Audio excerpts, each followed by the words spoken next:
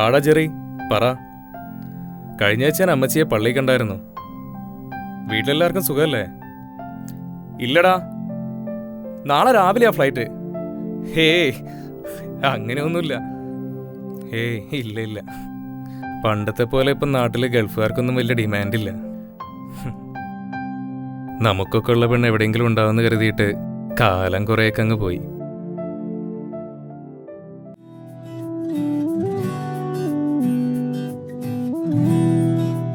ഇല്ലടാ, ഇനി ഈ അടുത്തൊന്നും ഇങ്ങോട്ടൊരു തിരിച്ചറിവുണ്ടാവില്ല. ജെറി, ഞാൻ ഇപ്പം തന്നെ തിരിച്ചു വിളിക്കാം. ആരോ വന്നിട്ടുണ്ടോന്ന് തോന്നുന്നു.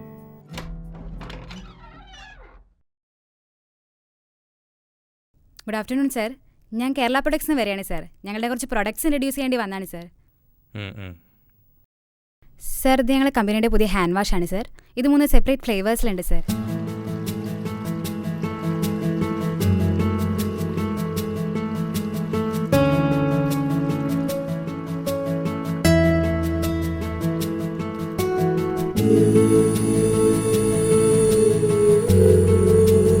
പിന്നെ സാർക്കുള്ള പുതിയ ഓഫറിന്റെ ബേസിൽ ഞങ്ങളിത് സാർക്ക് 99 രൂപയ്ക്ക് തരാം സാർ. 2 ബോട്ടിൽ എടുക്കട്ടെ സാർ?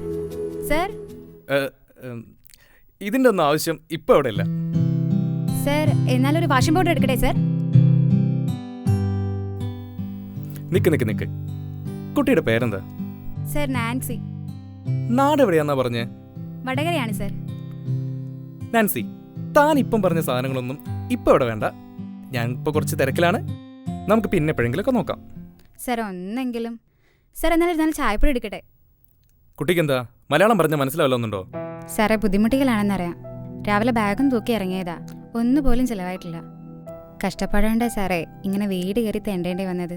ടാർഗറ്റ് എത്തിയില്ലേൽ പണി തെറിക്കും. ഒരു കുടുംബം കഴിഞ്ഞു പോണത് ഈ പണി കൊണ്ടാണേ. കുഴപ്പമില്ല, ഇതിപ്പോൾ പതിവാ.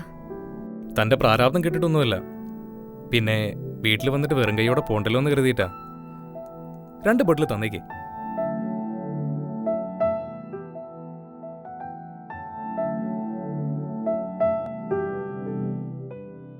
സാർക്ക് വലിയ ബുദ്ധിമുട്ടായിന്നറിയാം. സോറി സാറേ. നാൻസി,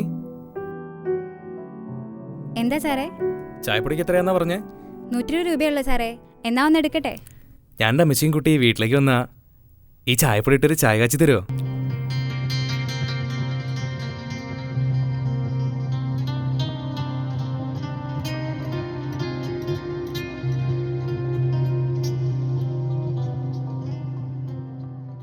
അമ്മച്ചിക്ക് മധുരം പറ്റുമല്ലോ അല്ലേ?